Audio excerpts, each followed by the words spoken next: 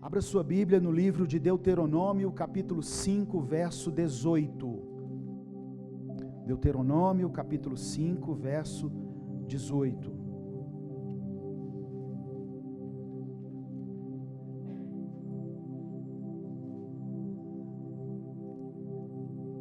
Diz assim a palavra do Senhor: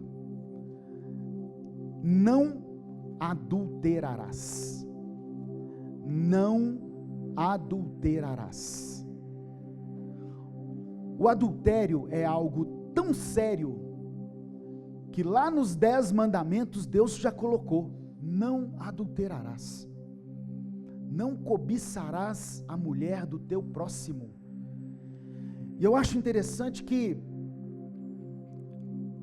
essa palavra não adulterarás serve para o homem e para a mulher, mas especificamente aqui Deus estava falando para os homens, porque ele fala assim: não cobice a mulher do teu próximo. Ah, pastor, eu sei de casos que a mulher adulterou. Sim, nós sabemos, mas são pouquíssimos.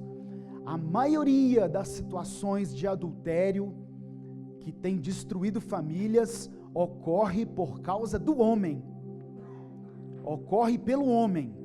O adultério é praticado na maioria das vezes pelo homem.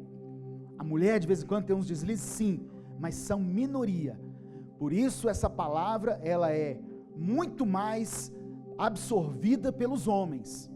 É um alerta para os homens. Quando Deus escreveu isso aqui, quando Deus levou Moisés a escrever não adulterarás, Deus estava querendo preservar a mulher. Nós temos um caso na Bíblia clássico de adultério, que você talvez já ouviu falar, se você não ouviu vai ouvir hoje, que é a história de Davi.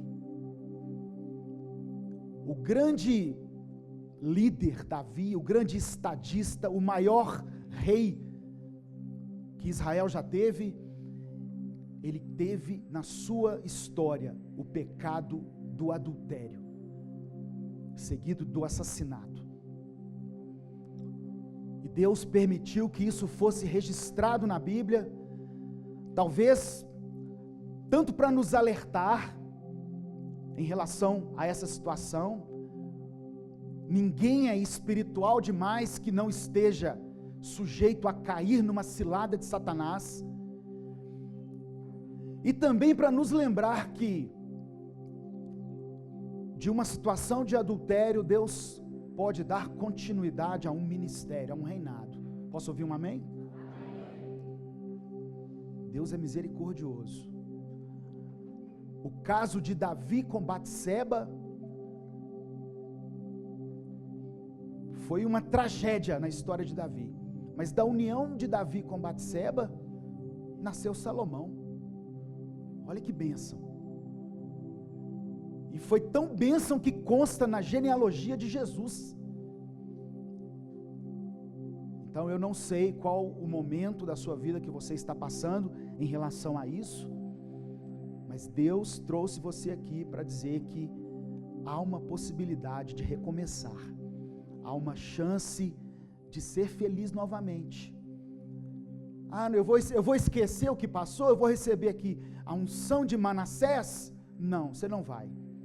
Mas você vai poder, no final disso aqui, lembrar do que aconteceu sem que haja dor. A cicatriz vai ficar, para que você nunca se esqueça o caminho que percorreu. Mas Deus pode trazer cura. Eu quero ler o texto de 2 Samuel, capítulo 11.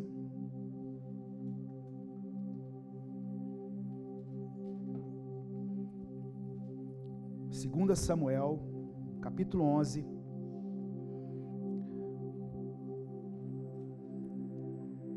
Eu não vou ler o texto todo, ele é muito grande, depois você lê lá no seu quarto com a sua esposa.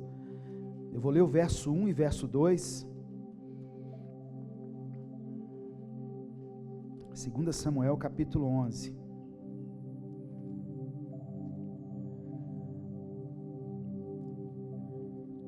Diz assim, olha: e aconteceu que, tendo decorrido 1 ano, no tempo em que os reis saem à guerra, enviou Davi a Joabe, e com ele os seus servos, e a todo o Israel, e eles destruíram os filhos de Amon, e cercaram a Rabá, porém Davi ficou em Jerusalém. Verso 2, e aconteceu que numa tarde, Davi se levantou do seu leito, e andava passeando no terraço da casa real, e viu do terraço a uma mulher que estava se lavando, e era esta mulher muito formosa à vista.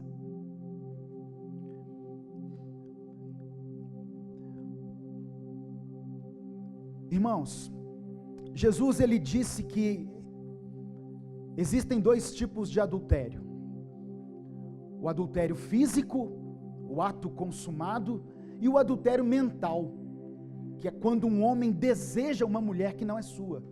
E Jesus disse que ambos têm o mesmo peso de pecado, têm o mesmo peso espiritual.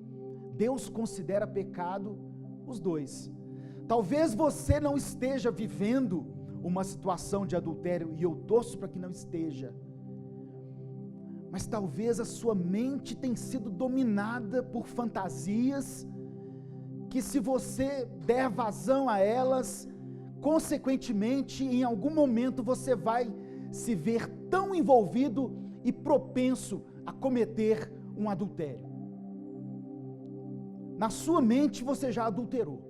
Então isso já é motivo para você ouvir essa palestra. Mateus capítulo 5, verso 28. Mas eu digo, qualquer que olhar para uma mulher e desejá-la, já cometeu adultério no seu coração. Mateus 5, 28. O que é o adultério? É o ato sexual entre uma pessoa casada e outra que não seja o seu cônjuge. Adultério é o ato sexual que você comete com alguém que não seja o seu cônjuge. Chama-se adultério. O que é fornicação? É o ato sexual entre pessoas solteiras. Ah, pastor, você está falando dos namorados que vão para o motel? Sim, mas eu também estou falando de pessoas que não são casadas legalmente. Pastor Wellington vai abordar isso aí na sua palestra. Não são casadas legalmente e que vivem praticando sexo. Ah, pastor, mas eu juntei com ele há muito tempo. Mas você não é casado, você não é casada. Então isso aí é o pecado da fornicação. Como eu disse, o pastor Wellington vai abordar isso com mais profundidade. Irmãos, todo pecado da nossa vida, toda legalidade que nós damos a Satanás, para que nosso casamento seja firmado na rocha, ela precisa ser eliminada.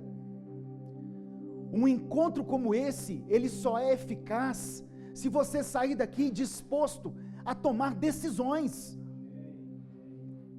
Não adianta, senão vai ser mais um encontro, mais um passeio. Não, e aí, foi bom? Foi maravilhoso. Conhecemos a cidade, conhecemos o pastor lá do Minuto com Deus, mas e aí o seu casamento? Precisa de uma atitude, precisa de uma decisão aqui. Levítico capítulo 20, verso 10. Se um homem cometer adultério com a mulher de outro homem, com a mulher do seu próximo, tanto o adúltero quanto a adúltera terão que ser executados. Deixa eu te contar a historinha de Davi, com as minhas palavras, para poupar um pouquinho aqui o tempo. No período em que os reis deveriam estar na guerra, Davi enviou todo o seu exército, enviou o melhor que ele tinha, enviou Joabe para a guerra. Ele mesmo ficou em casa.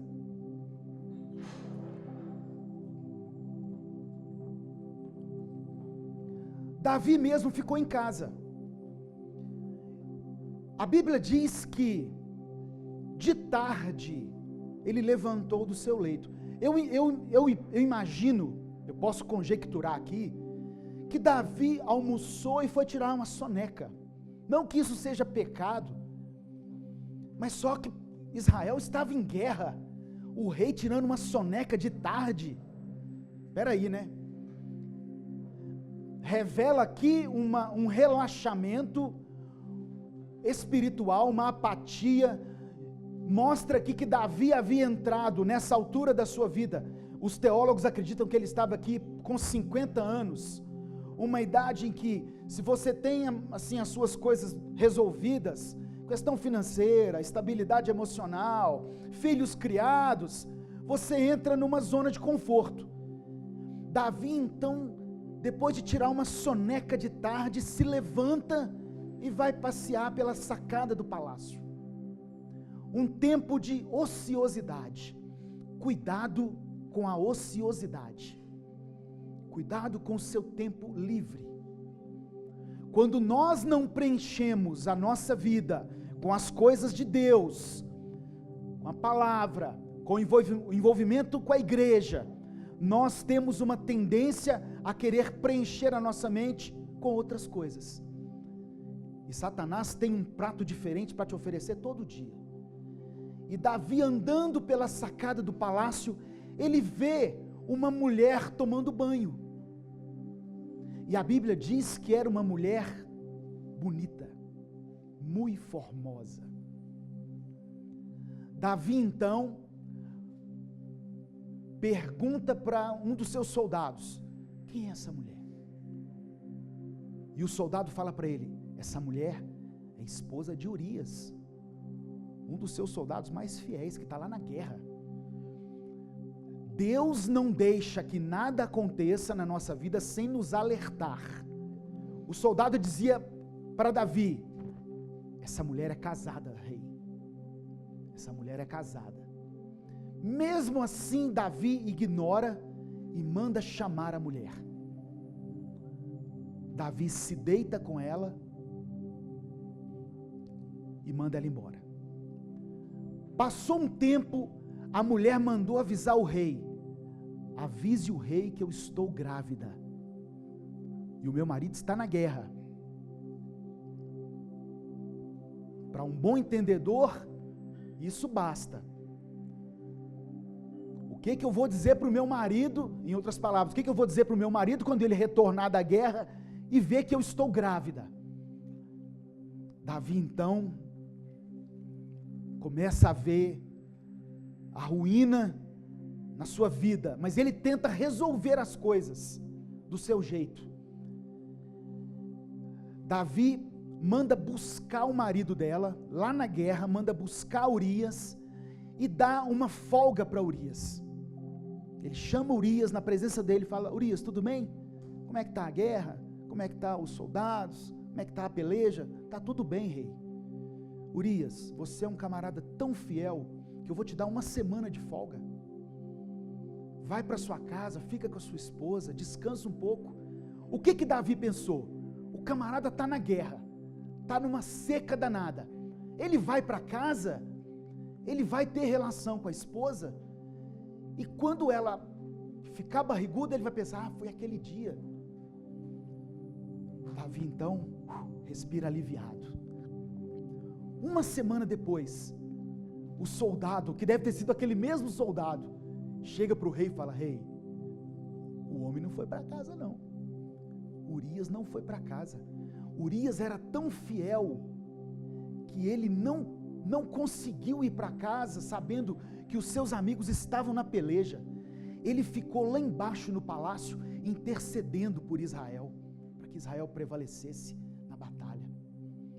Davi então se desespera, e aí ele entra num outro pecado, do assassinato. Até hoje, adultério e assassinato andam juntos.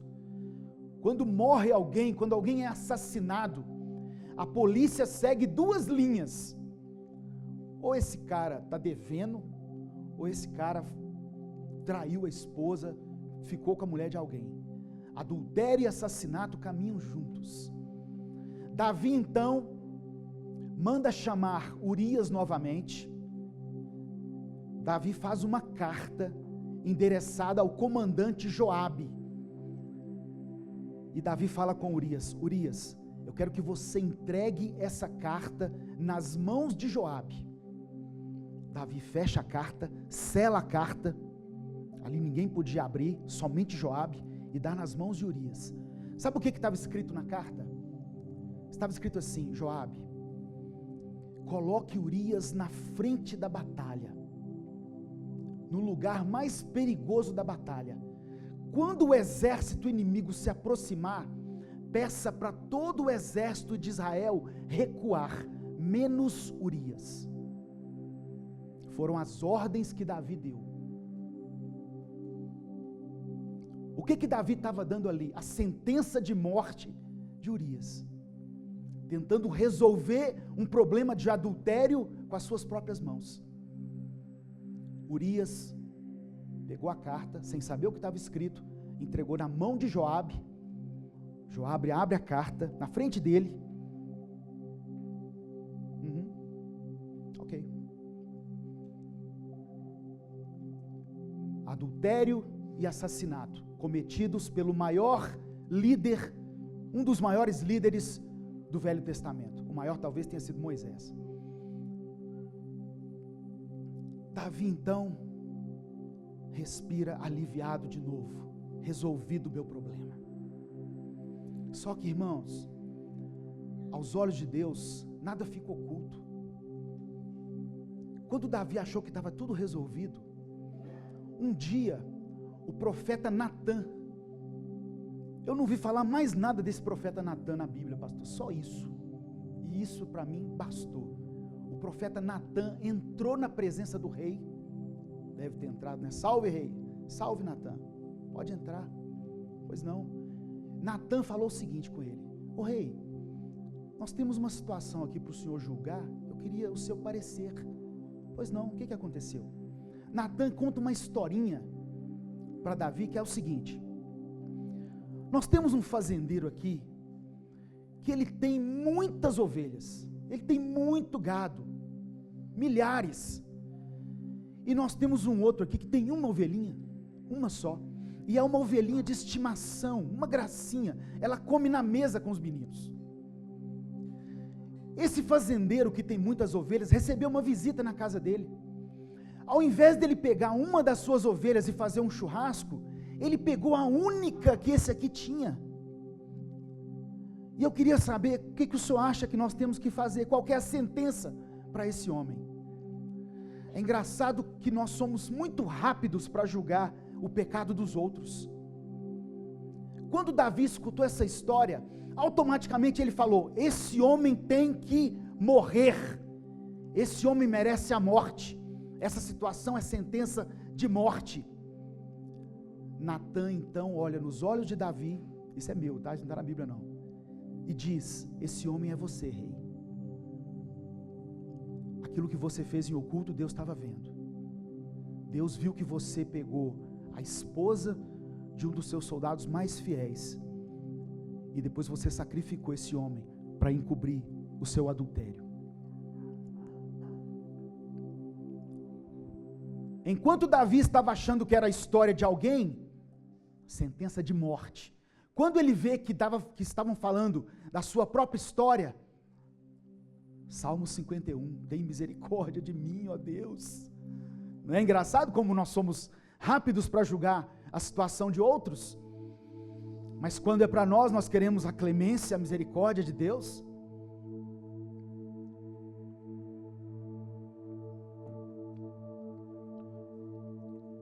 Davi então se arrepende. O profeta Natã diz assim para ele: você se arrependeu, então você está perdoado. Mas por causa desse pecado, irmãos, por causa desse adultério, por causa de uma relação que talvez tenha durado uma meia hora, uma relação sexual bacana, dura uma meia hora, com as preliminares, com tudo, Davi pagou por 40 anos de maldição na sua família. Natã falou assim: você está perdoado, rei. Deus vai dar sequência ao seu reinado, mas você vai pagar por isso. Deus não poupou Davi. Como é que nós sabemos que Davi se arrependeu verdadeiramente? A Bíblia não relata mais nenhuma situação de adultério na vida dele. Ele pode ter pecado de várias formas, porque ele era homem como eu e você, Mas não se vê falar mais de adultério na vida de Davi. Arrependimento é quando eu reconheço o meu pecado e decido abandonar. Ah, mas Deus vai me poupar das consequências? Nananina, não. Deus não é menino. Deus não é bobo. Gálatas diz assim que de Deus não se zomba. Aquilo que o homem plantar, isso também ele vai colher. Davi colheu consequências terríveis na sua vida por causa do seu adultério. A palavra do Senhor diz assim: aquele que está de pé, cuide para que não caia. Ah, pastor, mas eu sou obreiro, eu sou líder, eu sou diácono. Aquele que está de pé, não é aquele que está deitado, abandonado, frustrado, não, aquele que está de pé, cuide para que não caia.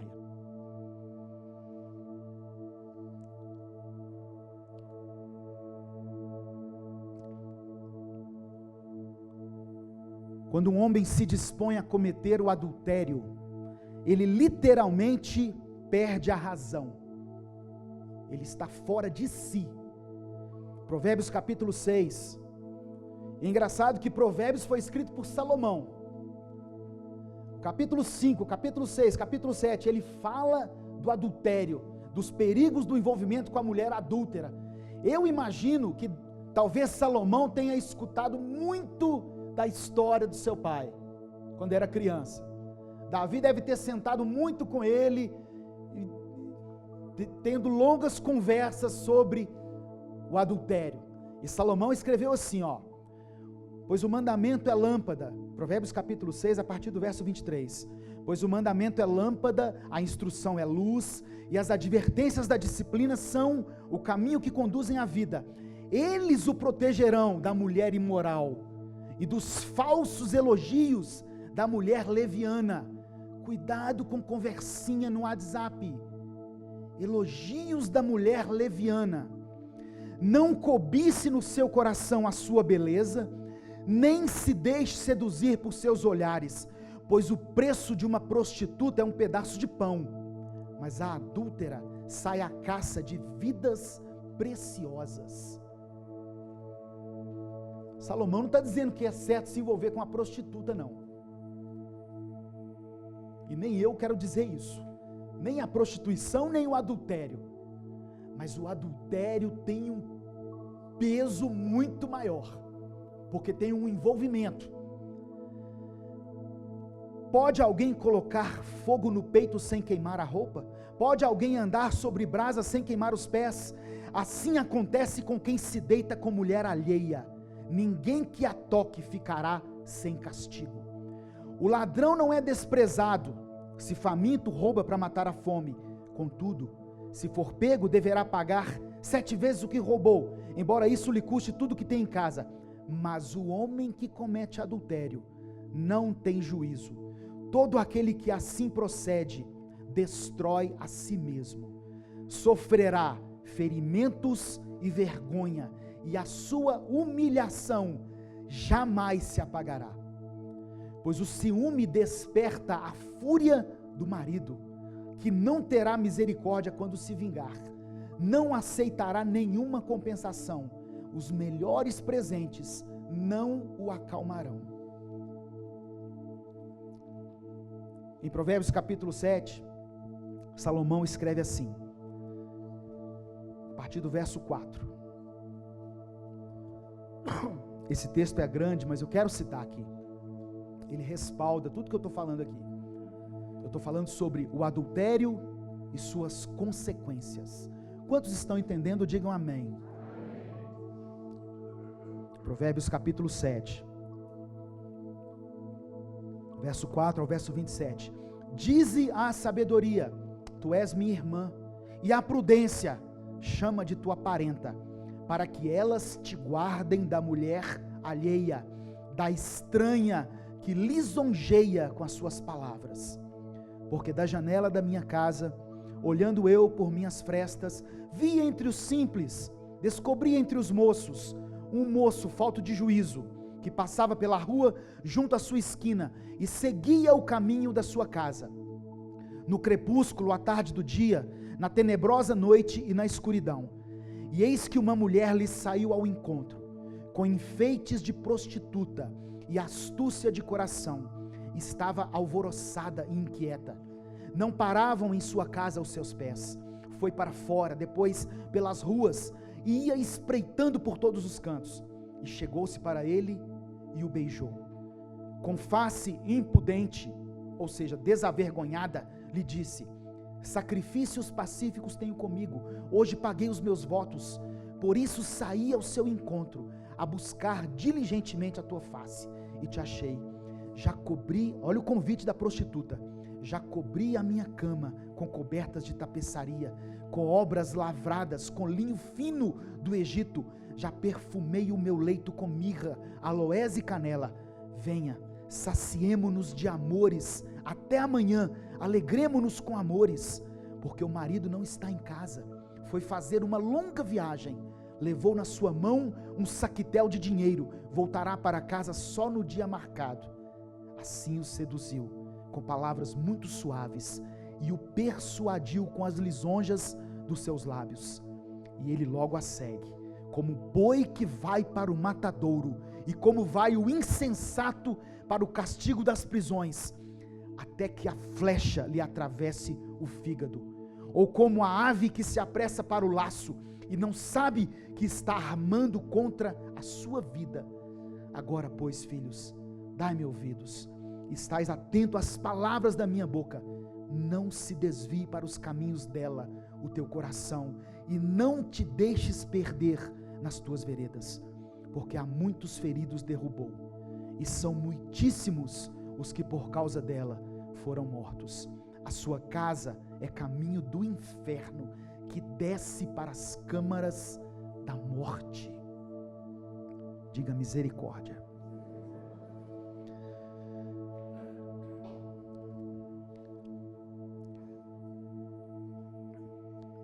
Salmo 51 revela a profunda angústia de Davi e o arrependimento que tomaram conta dele, quando ele se deu conta, quando ele caiu em si que havia pecado contra Deus. E eu acho interessante que Davi diz assim: restaura-me a alegria da tua salvação. Ele tinha perdido a alegria de estar na presença de Deus. A pessoa envolvida no adultério, a mente dela maquina somente aquilo. Ele já acorda pensando nisso, pensando na outra pessoa. Davi clama a Deus o seguinte, eu não vou ler Salmo 51 todo: não retires de mim o teu espírito. Davi, ele tinha visto o Espírito Santo ser retirado de Saul. Ele viu o quão terrível foi o fim de Saul, quão trágico foi o fim de Saul. Por isso ele clama a Deus: não retires de mim o teu espírito, eu preciso da tua presença, Deus. Salmo 51 é uma oração de arrependimento. Hebreus capítulo 13, verso 4: venerado entre todos seja o matrimônio e o leito sem mácula, porém aos que se dão à prostituição e aos adúlteros Deus os julgará. O casamento deve ser honrado por todos, uma outra versão. O leito conjugal conservado puro, pois Deus julgará os imorais e os adúlteros. Quem comete adultério traz destruição para si mesmo. Provérbios capítulo 6, verso 32. O homem que comete adultério não tem juízo. Todo aquele que assim procede, assim mesmo se destrói. Qual que é a definição no dicionário de adultério? Violação, transgressão da regra de fidelidade conjugal imposta aos cônjuges pelo contrato matrimonial, cujo princípio consiste em não se manterem relações carnais com outras pessoas fora do casamento. Também diz que é a infidelidade estabelecida por relação carnal com outro ou outra parceiro ou parceira que não o seu companheiro. toda pessoa se refletisse nas consequências do adultério, certamente iria agir com mais prudência. Quais são então as consequências do adultério?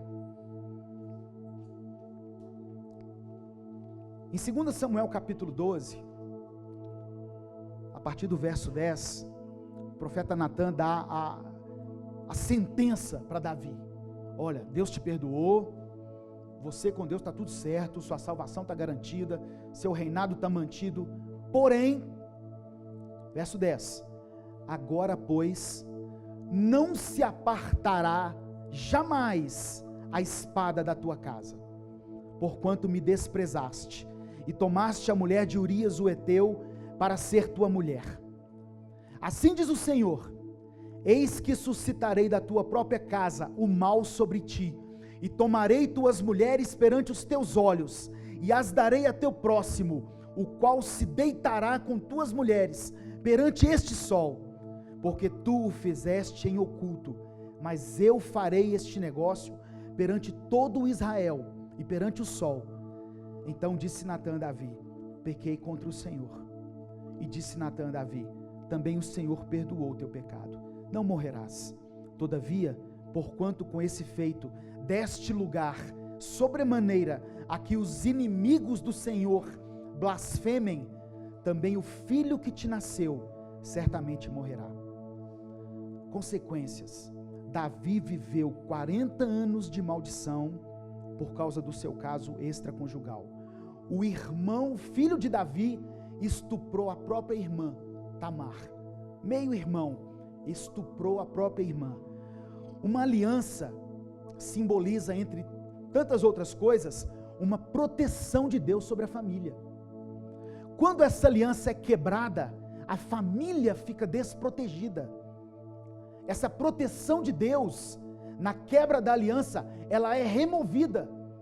E a família, principalmente os filhos, se tornam vulneráveis às ações de Satanás, deixando os filhos expostos, principalmente na área sexual, o que pode culminar com abusos sexuais ou desvios de conduta na sexualidade, na sua homossexualidade, atuando na homossexualidade. A maioria dos casos de homossexualidade, tanto o homossexualismo como o lesbianismo, elas estão ligadas, vamos dizer, respaldadas por uma situação de adultério, cometida pelo marido ou pela esposa. Traduzindo aqui, o marido que trai, abre uma brecha, uma legalidade para que Satanás haja na vida dos filhos. Essa consequência aqui já bastaria para mim, porque quem tem filhos sabe o quanto eles são preciosos, são herança do Senhor, e nós cuidamos deles, damos tudo para eles, mas na hora de nos deitarmos na cama com outra mulher, não pensamos no mal que estamos fazendo à nossa descendência. Diga misericórdia. 1 Coríntios capítulo 6, verso 18, fujam da imoralidade sexual. Todos os outros pecados que alguém comete, fora do corpo os comete, mas quem peca sexualmente, peca contra o seu próprio corpo. A palavra de Deus não fala que quando nós nos casamos, nós nos tornamos uma só carne? Quando eu peco, eu estou pecando contra o meu próprio corpo. Minha esposa é o meu próprio corpo. Eu estou transferindo o meu pecado para ela. 1 Pedro capítulo 5, verso 8, sede sóbrios, vigiai, porque o diabo, vosso adversário, anda em derredor, bramando como um leão, buscando a quem possa tragar. Consequências do adultério: marginalização espiritual e moral, a perda da autoridade, a começar pela sua própria casa. Você perde a autoridade espiritual sobre a sua casa. Mesmo quando ainda não foi descoberto, o adultério, ele distancia o casal. Mesmo ainda não descoberto, o adultério promove uma distância, coloca uma barreira entre o casal, minando a comunicação e o interesse de um pelo outro. A principal motivação na vida dele ou dela passa a ser a terceira pessoa. Irmãos, e muitas pessoas têm dado uma legalidade para Satanás. Quer ver um exemplo?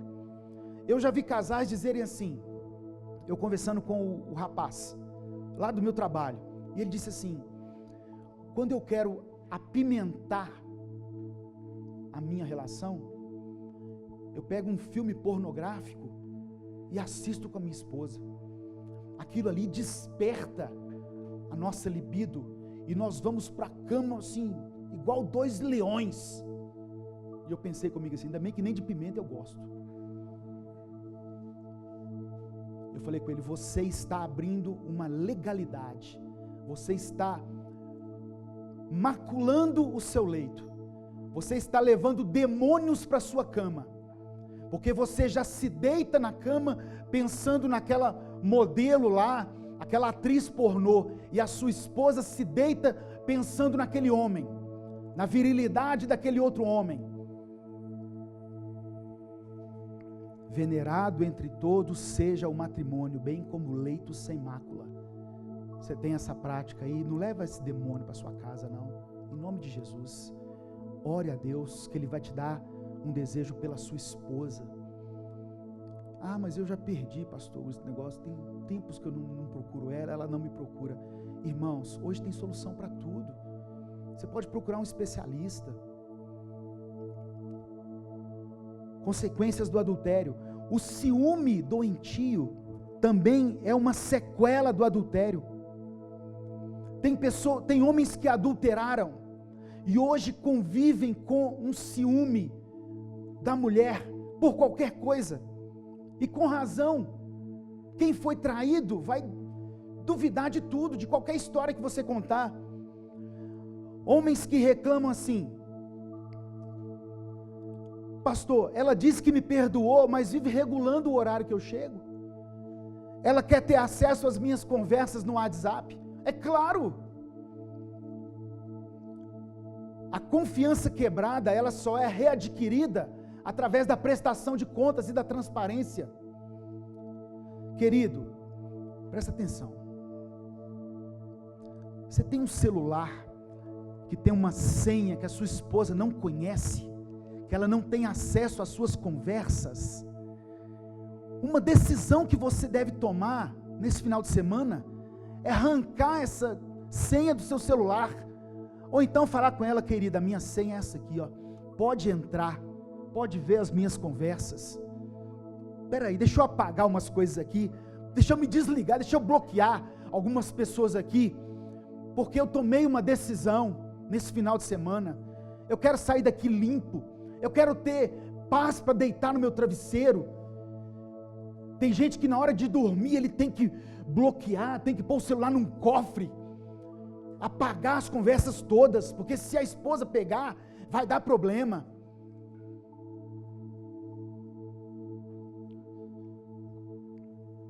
O adultério faz com que haja perda da confiança. O adultério afeta as finanças da família, porque geralmente é o homem que administra as finanças do lar, e quando ele está em adultério, a prioridade deixa de ser a família e passa a ser a outra. O adultério traz vergonha e desonra para a família. Mas é engraçado que Deus falou algo aqui nesse tópico, ao meu coração, que o Senhor usa até mesmo os dedos apontados, a vergonha, a decepção, como parte de um tratamento. Você já viu que às vezes Deus usa a desmoralização para resgatar alguém? Quando a pessoa chega no fundo do poço, o filho pródigo, quando estava lá cuidando dos porcos, aí ele caiu em si, peraí, eu não preciso estar aqui não, eu tenho lugar melhor para estar, casa do meu pai, até os trabalhadores.